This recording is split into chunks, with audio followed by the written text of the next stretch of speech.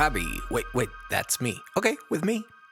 From Barrio del Pilar, Madrid, this is Positive Leftist News. As Mexi mentioned in the last episode, this is growing into a larger collective, and some jobs, such as the anchor here, are going to rotate. So, here we are. You're stuck with me, at least for today. First, we'd like to highlight some very happy Positive Leftist news from our team. A regular editor, Tristan, and his wife, Kelly, welcomed their first son into the world in early January. Major congrats to them and all the best to our newest baby comrade. We begin with a major victory coming from Oldham, New Manchester, where Palestine Action organized 18 months of sustained direct action against Elbit Ferranti, a factory producing specialist military technologies for Israel's fleet of combat drones. Activists occupied, blockaded, disrupted and protested regularly at the site, leading to 36 arrests. This month, activists got word that their tireless work has paid off.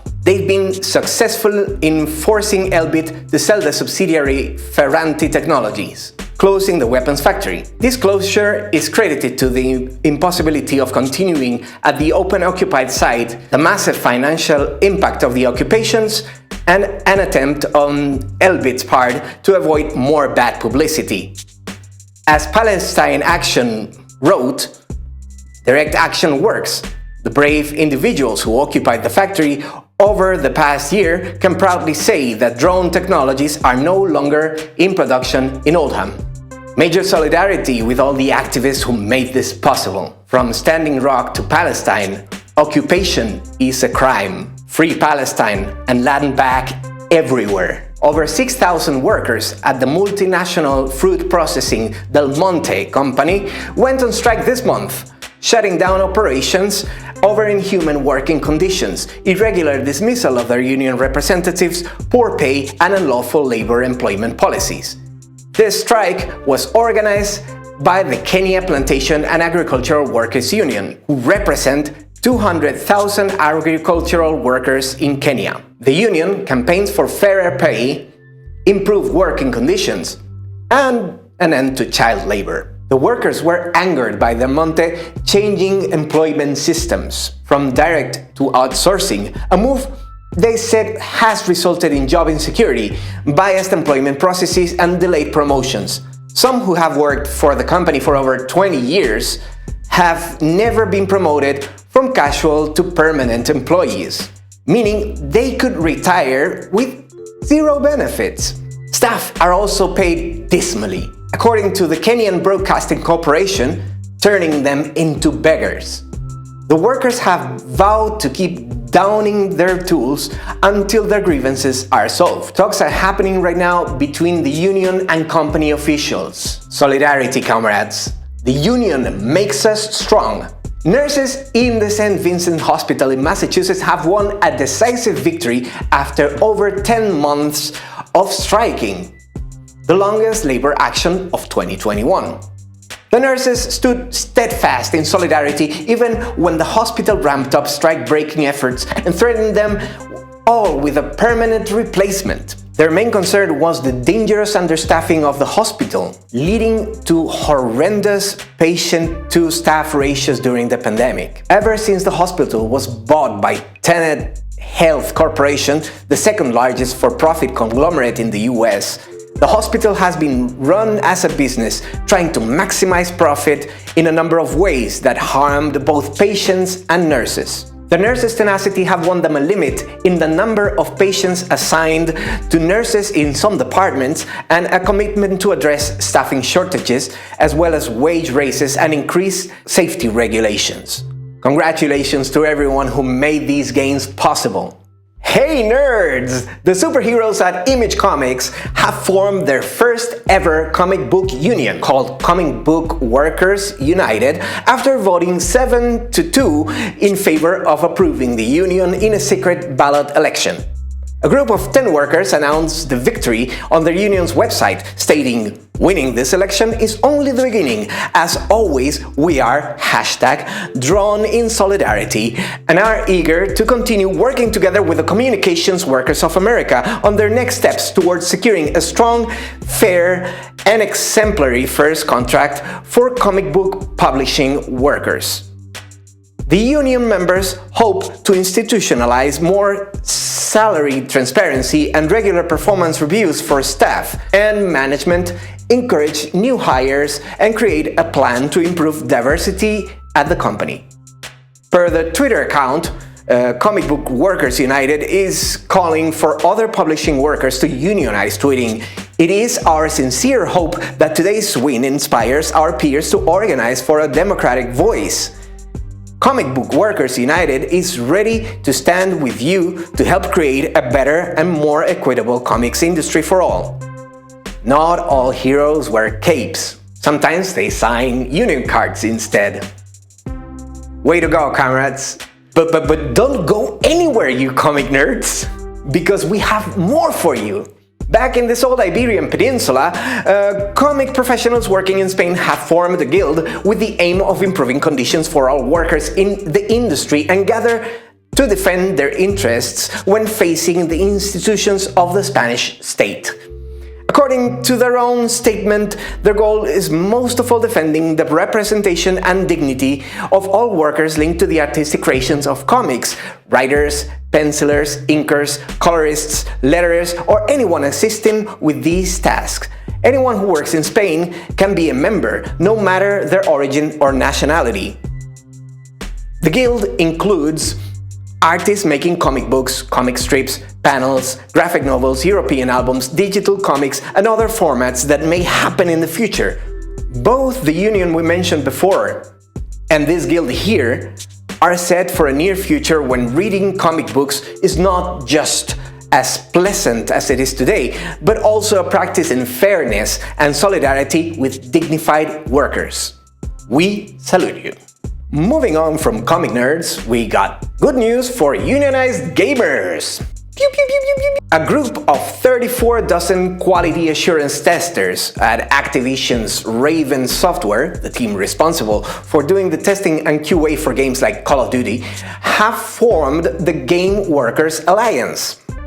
This will be their first union formed within Activision.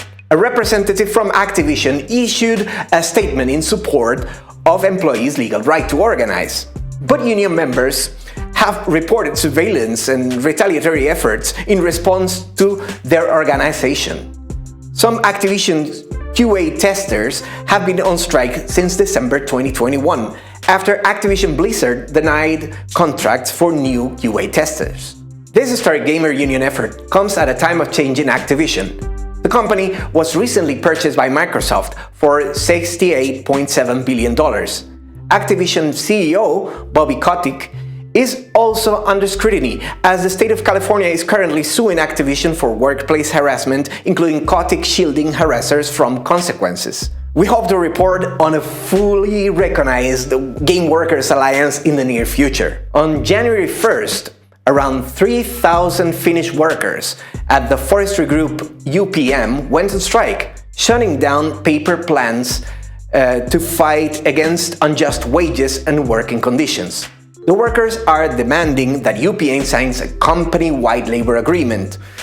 But the company is seeking to undermine their workers' rights, splitting their agreements to seek for more surplus extraction. On Friday the 21st, the Helsinki District Court ordered key workers at UPM facilities to return to work. The grounds for this court order was the perceived endangerment of the critical functioning of society, and the court threatened the union with a €2 million fine.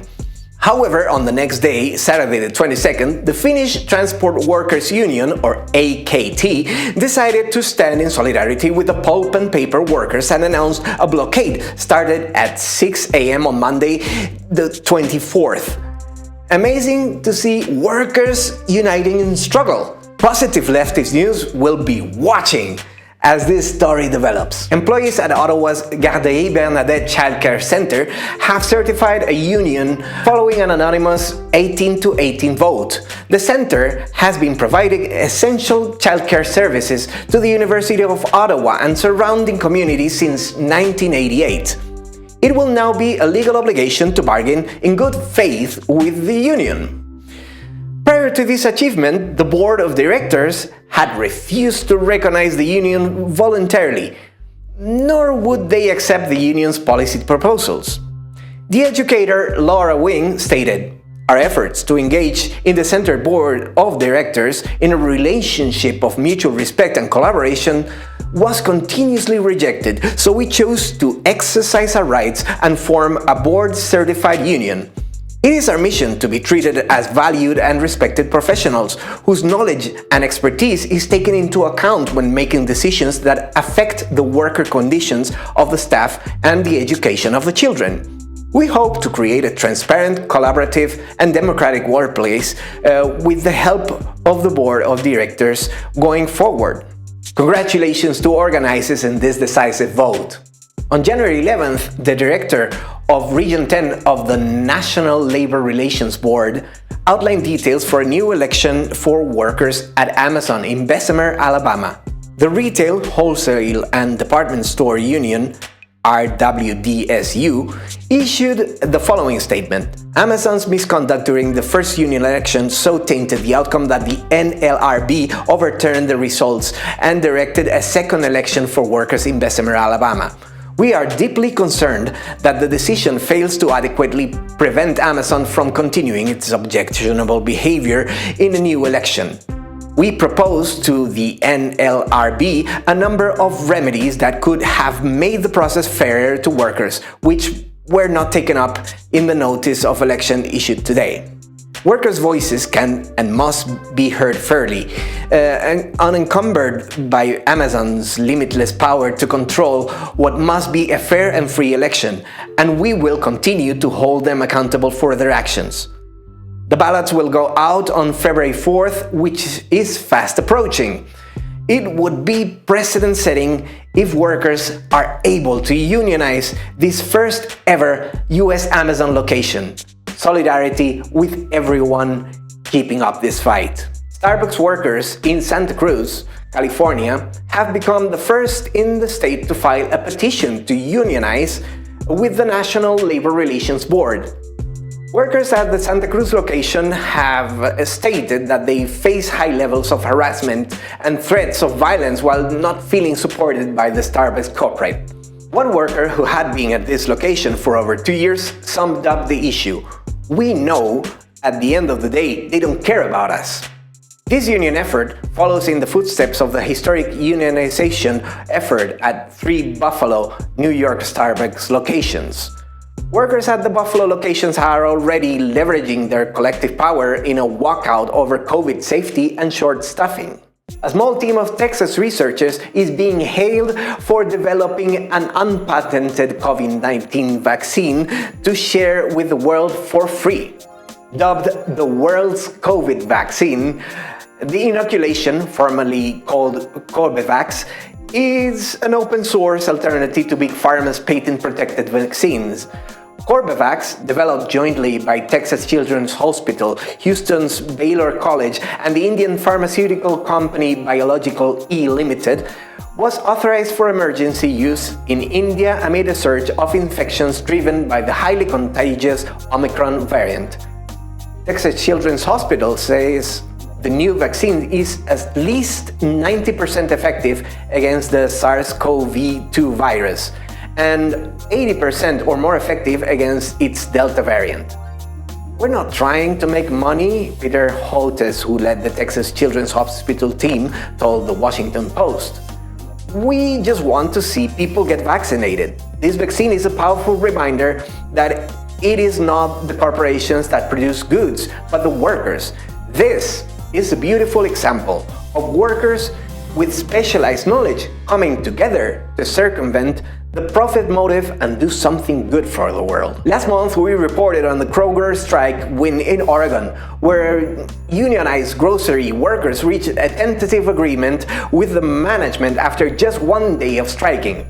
This month, more than 8,000 workers at nearly 80 Kroger-owned King Soopers grocery stores around Colorado also reached a tentative agreement with management after striking for 10 days.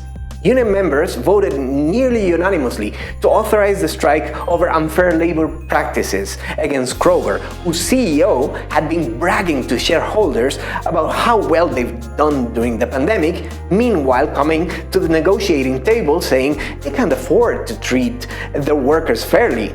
Carol McMillan, a King Soopers worker in Aurora, said, "In the beginning of the pandemic, we were heroes. And then we were kind of forgotten. We just need them to recognize that without us, they can't run their stores." Very happily, their tenacity paid off, winning them better pay, healthcare and pension benefits, and stricter safety measures. Union President Kim Cordova said, "After months of negotiations and after our members walked out on strike, we have reached a tentative agreement with King Soopers City Market that addresses the company's unfair labor practices and ensures that our members will receive the respect, pay, and protection they warrant.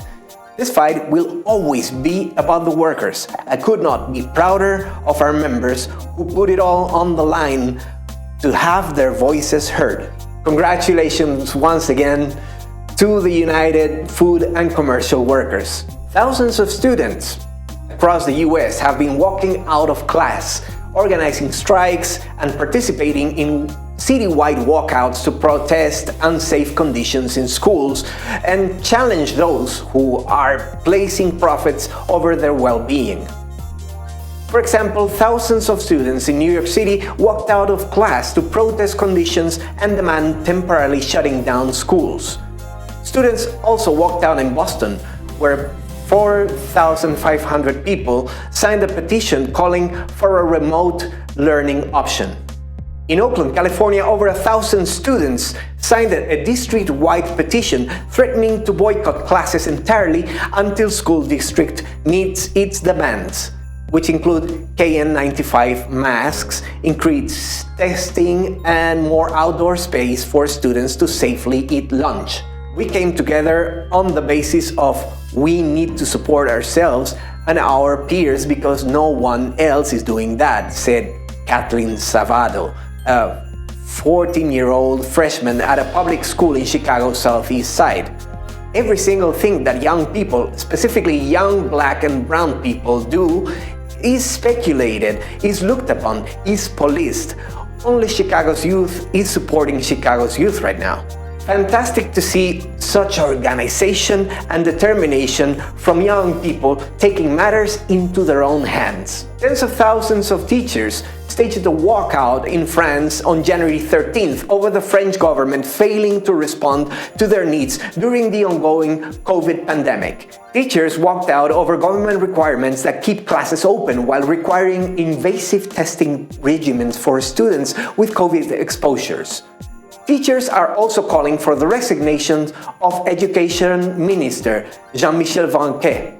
Union officials have reported that walkout numbers were as high as 72% in some schools and forced about half of the elementary schools in the country to shut their doors. When human lives are being risked and sacrificed for the capitalist economy to march on, we shut it down. California passed a law requiring grocery stores and other food suppliers to donate all edible food waste to a food bank or food rescue, reducing food waste in the state and providing food security for millions of people. With this bill, California joins Connecticut, Massachusetts, New York, Rhode Island, and Vermont in passing laws aimed at reducing food waste. Sasha Rene Perez, mayor of Alhambra, California, encouraged citizens on Twitter to contact their state representatives to bring similar legislation to their state. For more information on how to do this, with links to resources, find the link to her Twitter thread in the video description below. If you want to work outside the law, there are food rescue organizations throughout the United States doing this work regardless of the laws of their respective states. These organizations are vital to providing infrastructure when laws are passed, creating beautiful synergy between legislation and direct action. By working on all levels, we can redistribute the food and feed all people. Speaking of direct action, the food rescue organization Food Not Bombs won the federal lawsuit against them in Fort Lauderdale after a 7-year battle with the city for attempting to ban food sharing in parks. Food Not Bombs won a settlement and payment for legal fees by the city. In a statement released by the Fort Lauderdale cohort, Food Not Bombs celebrated as only true comrades can by telling the authorities to go fuck themselves and encouraging Food Not Bombs in other cities to keep up the fight, stating, "We had to bite our tongues a lot over the years to see how this would play out, but no more. We outlived and outmaneuvered the old mayor, city manager, and city attorney who were all intent on policing us and the homeless out of existence. Fuck them." Let's not forget multiple FLPD chiefs and captains who sent their goons to stalk and arrest us, all gone now. Nuts to all the narrow-minded fools who wanted to be rid of us. Finally, we'd like to say, let's fuck shit up in 2022, because everything's scary and nothing's gonna change unless we make it. The people are hungry. A beautiful reminder that resistance is a long game and our battles are not won overnight. Congratulations Fort Lauderdale FNB. You're a shining example of the power of persistence. Indigenous land defender Amber Ortega was arrested during a 2020 protest for blocking construction of the US-Mexico border wall, was recently cleared by a judge and found not guilty. Ortega, who is from Hiyazed and Tohono O'odham communities, was able to successfully argue that the construction of the border wall violated her right to freely practice her religious beliefs. Ortega's supporters cheered as they greeted her outside the Tucson courthouse. No cages, no borders, and land back everywhere. We have two good news stories coming out of Poland. The first is that all the comrades from Poznan who were put on trial for an act of civil disobedience trying to stop a van that was broadcasting queer-phobic garbage have been acquitted. Plus, on January the 10th, the Provincial Administrative Court in Kraków annulled the discriminatory anti-LGBT resolutions of the Lipniki Commune Council and the Tarnów County Council. Activists explain these resolutions violate constitutional principles of equal treatment and non-discrimination. The court stated that these resolutions were invalid and contain aggressive, stigmatizing language. The decisions are not final, since they can be appealed against to the Supreme Administrative Court, but activists are celebrating their success over these outcomes nonetheless. Gratulujemy! Gratulujemy. Felicidades en polaco. Trans activists gathered outside the BBC offices in London to protest the news organization's widely discriminatory coverage of trans topics. More than a dozen speakers addressed a crowd of trans people and allies outside the BBC's London headquarters, protesting against the broadcaster's agenda of hate and discrimination. One of the speakers was YouTube trans icon and good friend of the show, Sophia McAllister. Sophie, whose speech is up on their YouTube channel, Sophie from Mars, for those who would like to see it in full. Speakers at the protest condemned the lack of trans voices and perspectives in British media. They explained that when media outlets publish stories that sensationalize rather than humanize trans people, they eclipse conversations about the urgent structural problems facing the trans community. Speakers also noted that such stories sideline queer joy. The media is trying to tell you that every speck of the UK is like this. They are lying to you, said Shaira Chowdhury, a South Asian Muslim woman who described the wonderful queer and trans people of color they have met since coming out. Look around and see the trans joy, they continued. For every mindless article and bigoted opinion they churn out, there are thousands of trans voices. Our expression, our art, our words. Don't let them tell our narratives for us. Demonstrations against BBC transphobia took place in several UK cities at the end of last year, including Bristol, Brighton and Cardiff. A solidarity protest was also held in Manchester on January 8th, with protests gaining momentum. Hopefully progress can be made for trans representation in the UK. As Nian Simpson, a trans illustrator and community organizer from Oxford, said in their speech, "If they will not give us a platform, we must make one. We must organize. We must advocate for ourselves. And we must not lose hope."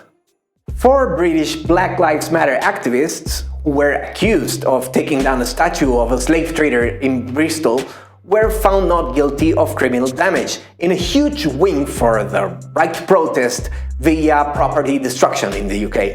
Liam Graham, Milo Ponsford, Jake Succe and Sage Willoughby were accused of criminal damage for a June 2020 action in which they and others knocked over a statue of slave trader Edward Colston and threw it in the harbour. Videos of the statue falling into the water were widely shared, garnering millions of views online. According to David Olusoga, a prominent historian who testified in the trial in December, Colston was a chief executive officer of the Royal African Company, a company he claims is responsible for enslaving the most Africans of any company in the entire history of the Atlantic slave trade. During the 2-week trial, the defense argued that the statue of Colston, erected in 1895, was inappropriate, offensive, and unwanted by thousands of petitioners. The defendants never denied their involvement, but said their actions were justified due to the offensive nature of the statue, arguing it was akin to an indecent display or a hate crime. Liam Walker, QC, who represented 22-year-old Willoughby, said, "Colston's deeds may be historical, but the continued veneration of him in this city was not. The continued veneration of him in a vibrant multicultural city was an act of abuse." According to Sky News, the public gallery broke out in cheers after the not guilty verdict was read out. On January 15th, counter-protesters in Brighton, England, successfully sabotaged an anti-abortion demo standing up for bodily autonomy, healthcare access and women's rights. Their counter-protest was so effective that the anti-abortion demonstrations gave in and left. This is how we respond. Show up and never let oppressive politics go unopposed. In Chile, after 6 months of work, the convention assembled to rewrite the Pinochet-era constitution had to choose a new president and vice president, plus a new directive committee for another 5 elected constitutionals. As per first election, the right got only 1 of the 5 seats. The new president of the Constitutional Assembly is Maria Elisa Quinteros, an odontologist who has been working with an alliance of feminists, ecologists, direct democracy activists, and other territorial organizations called the Popular Assembly for Dignity, Asamblea Popular por la Dignidad. The vice president is Gaspar Dominguez, a rural doctor who represents one of the most isolated places of the south of Chile. He has been fighting for LGBTQ rights, as well as new improved and universal healthcare system to be available throughout the entire territory. In the directive committee, there are also 2 indigenous representatives, including Lidia Gonzalez and one of the last Yagan people in the south. Chileans continue to stonewall the right wing in the process to redraft the constitution to better reflect the needs of the people. Hopefully, the new constitution will make Allende proud. Thanks to heavy rains in California from October to December last year, endangered coho salmon have been able to reach all spawning grounds. We've seen fish in places that there haven't been for almost 25 years, said Preston Brown, the director of watershed conservation for the Salmon Protection and Watershed Network. Some fish have been spotted a mile upstream from where the San Jeronimo Creek have been dammed until little more than a year ago. They like these really tiny small streams, and that's where their survival is the highest, said Todd Strainer, executive director of Turtle Island Restoration Network. If we give the fish a fighting chance at survival, they will come back. Comrades, if you have good news from the current month, please send your stories to totalliberationpodcast@gmail.com. Today I contributed with the positive news jams, that's my thing, and by talking to you. Thank you to Halicon for the positive news background, and thank you to Nick, Catherine, and Mexi, and Ash for script writing, and thank you to James for editing this video. We're hoping to expand our team and therefore our Patreon, so if you'd like to support the show, please go to patreon.com/positiveleftistnews, or you can give us a one-time tip or donation. The link is in the description below. Solidaridad.